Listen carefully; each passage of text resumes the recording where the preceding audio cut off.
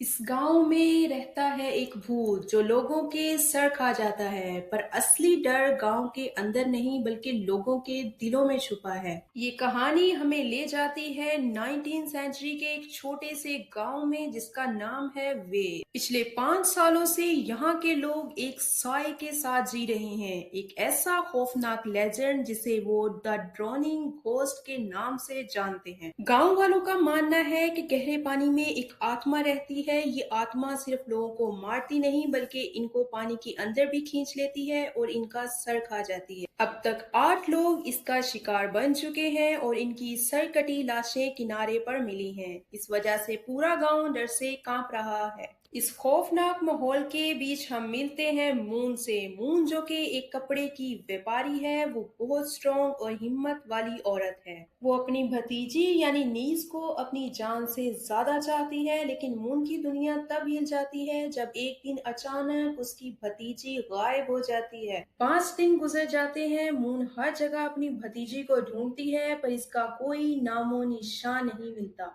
बस एक चीज मिलती है, इसकी नीज की एक चप्पल जो उसी नदी के किनारे पड़ी होती है। गांव वाले और वहां के डिस्ट्रिक्ट ऑफिसर फौरन ये मान लेते हैं कि ये काम उसी ड्रॉनिंग घोस्ट का है और इसने भी इस लड़की को मार ही डाला होगा बाकियों की तरह, क्योंकि सबको यही लगता है कि ये भूत का ही काम है। चीफ अपने सिपाहियों को इस बच्ची को ढूंढने से मना कर देता है। वो कहता है कि ये इंसान के बस की बात है ही नहीं, लेकिन मून इस बात को मानने से इनकार कर देती है क्योंकि वो लॉजिक पर बिलीव करती है। यहाँ मून एक चीज नोटिस करती है जो बाकी सब इग्नोर कर रहे थे। पिछले सारे केसेस में बॉडी किनारे पर मिली थी, पर इस केस में बॉडी तो गायब थी। उसे लगता है कि शायद उसकी भतीजी अभी भी जिंदा है, इसलिए वो अपने किसी जान पहचान वाले को बुलवाती है, ऐसे डिटेक्टिव को जो साइंस और ऑब्जर्वेशन पर बिलीव करता है, ना कि सुनी सुनाई बातों पर। वो डिटेक्टिव ऐसे मुश्किल केसेस सॉल्व करने के लिए काफी मशहूर था जहां लोगों को लगता है कि भूत का काम है, पर वो इंसानी लालच और जुर्म ढूंढ ही निकालता है। उसका नाम कीन है। कीन गांव में आता है एक तलवार और एक तेज दिमाग लेकर। जैसे ही गांव में एंटर होता है, उसे गांव का डरावना माहौल महसूस होने लगता है। हर जगह छोटे छोटे मंदिर बने हैं, हवा में अगरबत्ती का धुआं मिला हुआ है। कीन एक चीज और नोटिस करता है कि गांव में अक्सर लोगों को नाक से खून यानी कि नोज ब्लीडिंग की बीमारी हो रही है। दूसरी तरफ मून कीन से मिलने के लिए गार्ड की मिन्नतें कर रही होती है।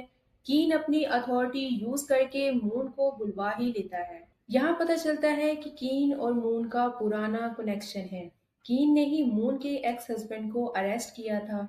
फिर भी मून कीन की मदद लेना चाहती थी क्योंकि वो कीन की ईमानदारी की इज्जत करती थी। वो उसे बताती है कि इसकी भतीजी गायब है और वो पास के जंगलों में रहता है और वो ट्वीट का मंगेतर यानी फियांसे भी है।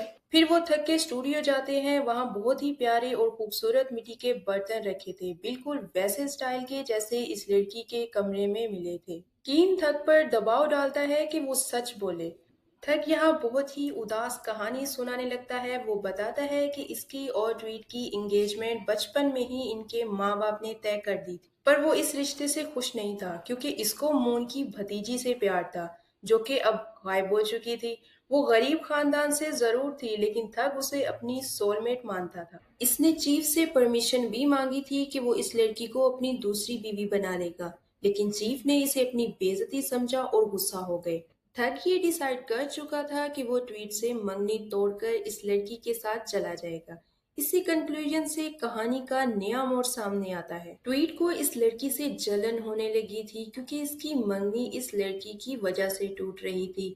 अब कीन समझ गया था कि ट्वीट ने झूठ बोला कि इस दिन कपड़ों के ऑर्डर पर बहस हुई थी। असल बात तो ये थी कि वो इसे अपने रास्ते से हटाना चाहती थी। अब यहाँ कीन पूरी स्टोरी को समराइज करता है कि इस दिन जो इस लड़की के कमरे में चोर घुसा था वो इत्तेफाक नहीं था, बल्कि बदनामी के डर से ताक ने इसको भेजा होगा बर्तन चुराने के लिए ताकि इनके रिश्ते का कोई सबूत ना रहे। असल में चोर तो किसी और ने भेजा था। इस सब में कीन को याद आता है कि उस चोर के हाथ पर एक जख्म हुआ था और अब इनको एक ऐसा आदमी ढूंढना था जिसके हाथ में जख्म था। इसके लिए मून एक प्लान बनाती है। वो मार्केट में चाकू फेंकने का एक कंपटीशन रखती है। प्लान काम कर जाता है और इनको वो आदमी यानी कि वो चोर जिसके हाथ पर जख्म था मिल जाता है। वो एक जाना माना चोर था जिसका नाम था डोंग। कीन इसका पीछा करता है और इसके झोंपड़े में जाता है। वहां उसे वही बर्तन मिलते हैं जो इसने इस लड़की के घर से चुराए थे। कीन चोर यानी डोंग को पकड़ लेता है। वो डर के मारे सब उगल देता है और कहता है कि इसने चोरी जरूर की है पर उस लड़की को नहीं मारा।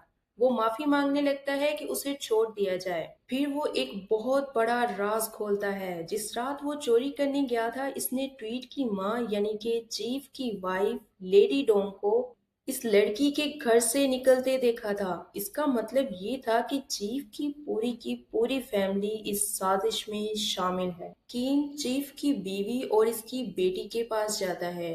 कीन इनसे सच बुलवाने के लिए झूठ बोलता है कि इसके पास एक विटनेस है जिसने ट्वीट को झरने के पास इस लड़की से मिलते हुए देखा था।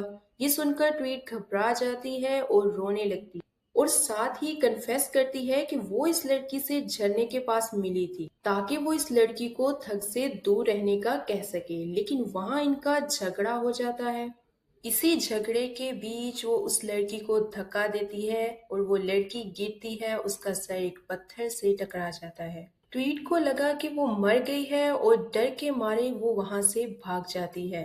चीफ की बीवी अपनी बेटी को बचाने के लिए बीच में आती है और कहती है कि ये एक हादसा था और कहती है कि शायद ड्रॉनिंग घोस्ट ने इसकी बॉडी को गायब कर दिया हो। इसी शाम कीन बहुत थक चुका था। अगरबत्ती का धुआं फिर से गहरा होने लगा था और इसे हेलोसिनेशंस होने लगे थे यानी उल्टी पुल्टी चीजें नजर आने लगी थी। कमरे में इसे डरावने भूत दिखाई देने लगे थे।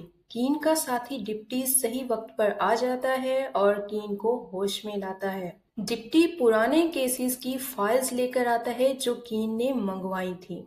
इन फाइल्स से पता चलता है कि 30 साल पहले एक खानदान के 14 लोगों को गद्दार माना गया था और इनका सर कलम कर दिया गया था। इनको सजा देने वाला कोई और नहीं बल्कि वही डिस्ट्रिक्ट चीफ था। फिर हमें प्रेजेंट का सीन दिखाया जाता है कि झील के किनारे एक सरकटी लाश मिलती है। गांव में बुरी तरह हलचल मच जाती है। मून ये देखकर पूरी तरह टूट जाती है क्योंकि उसे लगता है कि यही इसकी भतीजी है। दूसरी तरफ चीफ की फैमिली राहत की सांस लेती है। उन्हें लगता है कि अब सबको लगेगा कि इस लड़की को भूत नहीं मारा है और ट्वीड मर्डर चार्जेस से बच जाएगी। लेकिन कीन बॉडी को ध्यान से देखता है और वो चीज नोटिस करता है जो बाकी गांव वाले इग्नोर कर रहे थे। इसके हाथ और पाँव की स्किन जो अभी भी बहुत सॉफ्ट थी यानी इन पर कोई झुर्रियां कोई रिंकल्स नहीं थे। अगर कोई बॉडी एक हफ्ता पानी में रहे तो वो गल सड़ जाती है और तो और इसका सर किसी तेज हथियार से एक ही बार में काटा गया था जबकि पहले के विक्टिम्स को पूरी तरह से नोचा गया था।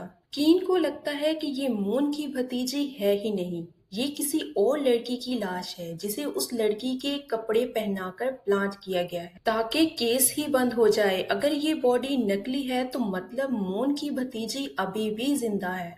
कीन समझ आता है कि वो चोर यानी डोंग सब कुछ नहीं बता रहा। कीन को डोंग के पास इसकी ज्वेलरी का एक बॉक्स मिलता है जिससे पता चलता है कि डोंग चीफ के घर की एक नौकरानी से मिला हुआ है। वो दोनों मिलकर लेडी वोंग को ब्लैकमेल कर रहे हैं। असल में डोंग ने झरने पर वो झगड़ा देख लिया था। जब ट्वीट ये सोचकर भाग गई थी कि वो लड़की मर गई है तब डोंग ने देखा कि वो लड़की जिंदा है और बेहोश है। उसे बचाने की बजाय डोंग ने उसे केव में छुपा दिया ताकि वो चीफ की बीवी से पैसे ले सके। फिर इस लड़की की चप्पल झील में फेंक दी ताकि सबको लगे कि लड़की को भूत ने मार दिया है। फिर बेगुनाह लड़की को मारकर एक नकली बॉडी वहां पर रख दी ताकि सबूत मिटाने के नाम पर वो चीफ की बीवी से पैसे ले सके। लेडी अपनी और अपनी बेटी की इज्जत बचाने के लिए पैसे देने को तो तैयार हो जाती है लेकिन दिल ही दिल में वो डोंग को मारने का सोच चुकी थी। वो पैसों का एक थैला लेकर जंगल में चली जाती है। कीन और मून छुपकर इनका पीछा करते हैं। डोंग ने वहां मून की भतीजी को बांध कर रखा था। डोंग इस लड़की को केव से बाहर लाता है। चीफ की बीवी डोंग को फंसाने की कोशिश करती है, लेकिन बात बिगड़ जाती है और वहां पर लड़ाई शुरू हो जाती है।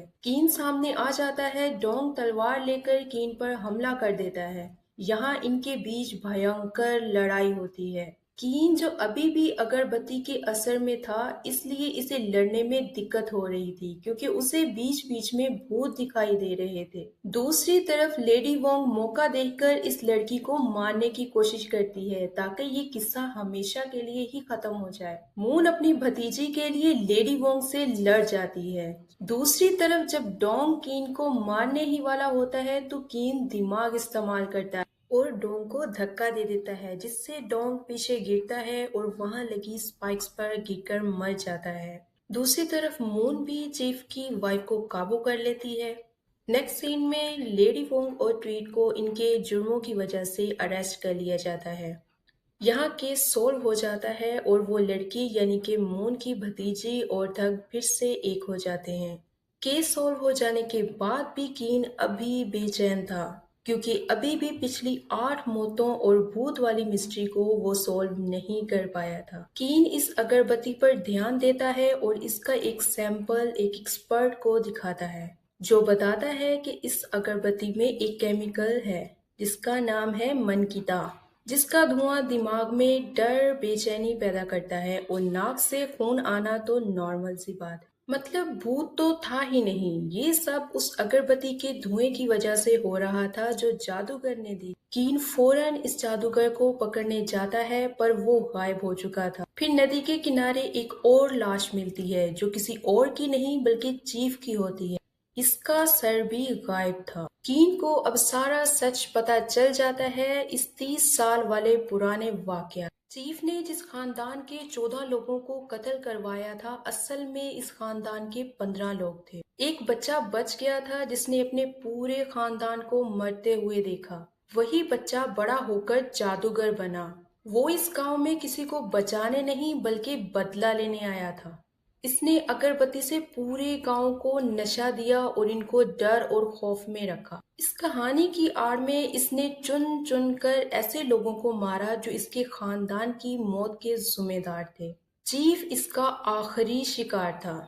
कीन को इस जादूगर की झोंपड़ी में ठंडी जैकेट की रुई मिलती है। वो समझ जाता है कि वो नॉर्थ की तरफ भागा है, क्योंकि वहां ठंड होती है। मूवी इस सीन पर खत्म होती है जहां कीन और डिप्टी घोड़े पर सवार नॉर्थ की तरफ निकल रहे होते हैं।